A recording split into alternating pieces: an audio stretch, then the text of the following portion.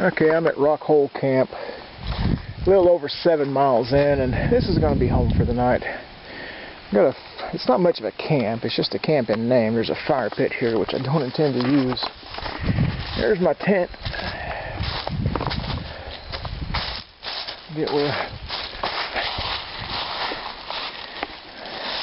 Big Agnes seed house, super light. It's actually a 2-person tent. I went with the 2-person because it was only 9 ounces heavier than the 1-person, and it gives you a lot more room. Big Agnes is a good brand. You can zip this up, and you got a dry space here. You can put stuff. Oh, well, for the first backpacking trip, 7 miles. I'm satisfied with 7 miles. I'm tired. So, it's not supposed to rain tonight, but I think I'm pretty well set up if it does. Sun's already gone. Well, I mean, it's only 3:30. I mean, of course, the sun hasn't set at 3:30, but I'm in the mountains, and the sun's already set behind that ridge over there. So it's going to start getting dark real fast. You see it's still shining on the trees over here. I got a little creek right here, Blackburn Creek. Let's walk down here and see what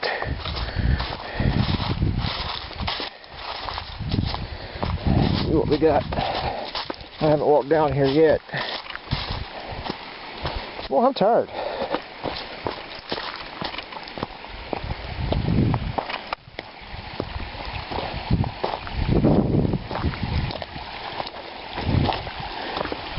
This camp I am in is called Rock Hole Camp. And it's supposed to be named after the big rock in the middle of the creek, which is probably that one right there. Can't say for certain. Quite a bit of water flowing here. I had gathered some water earlier, as you saw. Well, I don't know if you saw, but I'm going to dump that water out and get some of this stuff here. This looks a lot better here. It's a lot more flowing water. It looks a lot clearer. I'll still treat it using the Polar Pure. What I've done with the Polar Pure, that little bottle's got metallic iodine in it. Looks like buckshot. And you put a little water in the bottle, let it sit for an hour, and it's been an hour. And the water in the bottle gets saturated with iodine. And then what you do, let me go ahead and get the thing out. I haven't seen anybody on this hike, not a soul. Been completely by myself. Oh, well, that didn't dump out. Okay. I don't know if you can see it, or how well you can see it. This is a temperature gauge. You can see right above my thumb, that one there is lit up. And what it's saying is, you can't read that. It's telling you how many capfuls per quart of water. And the 2.5 is lit up. So what I need to do is take my quart of water, which is this, although I'm going to dump this out and get some water from down there by the stream. You pour 2.5 capfuls of this into the water. I'm just going to make it an even 3. You let it sit for an hour. Let it sit for an hour, and it treats your water. So that's what I'm about to do. It's starting to cool down a little bit. I'll put on a little bit heavier clothes. Maybe take a sponge bath there in the creek. I kind of smell. I brought a book with me. I got an MP3 player. But this is home for the night. And then I'll start the morning. I've got about 8 miles left. I'll get an early start. I don't know, maybe around 8 a.m. And get back sometime tomorrow, early afternoon, 1 or 2 o'clock, I'm guessing. And then I'll decide, I'm going to do the loop again, but probably won't start it tomorrow. I'll probably start it again on Thursday. Anyway, I'm signing off for now. Well, I'm sitting here, it's 4 o'clock. Oh. Tired. I got a book to read. It's my food bag. I'm gonna look over the videos I've taken and check those out. And I purified some water. This is not it. This is another quart of spring water I still have left over. The purified water is in there. That Polar Pure is, when you pour the water in there, you can see the iodine. It's very yellow, that iodine color to it.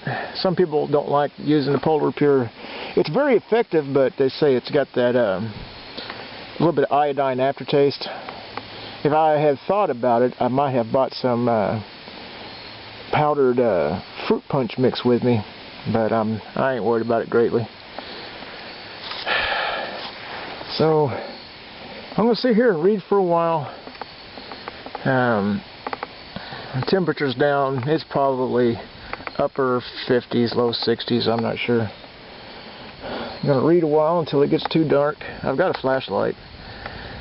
And I'll turn in my my bed is, you see, it's just the pad you see on the bottom of my backpack there, which may not make for the most comfortable. You know, there's more comfortable sleeping pads than that, but that one is very light. It's waterproof. It's not inflatable, so you don't have to worry about it getting punctured or anything like that. You know, it's very worry-free and very light and very cheap. We'll see how it works. I may choose something better, or I may not.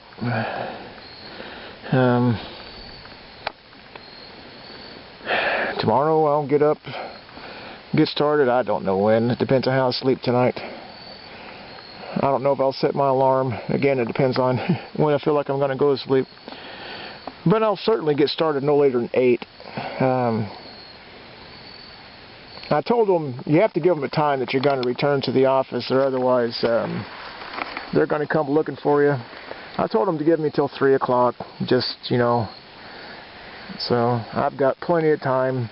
I've got, after I leave here, I've got 9 miles tomorrow.